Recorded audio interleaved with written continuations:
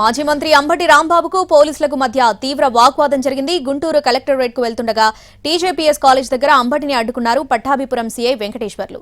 ఎందుకు నిలవరిస్తున్నారని మాజీ మంత్రి ప్రశ్నించారు. అడ్డుకుంటాం అంతే అంటూ రాంబాబుని నిలిపే ప్రయత్నం చేశారు. దీంతో ఇద్దరి మధ్య మాటల యుద్ధం జరిగింది. మాజీ మంత్రి వైపు వేలు చూపిస్తూ సీఐ వెంకటేశ్వర్లు మాట్లాడితే అంబటి సీరియస్ అయ్యారు. ఏంటి పళ్ళు కొరుకుతున్నావంటూ నిలదీశారు.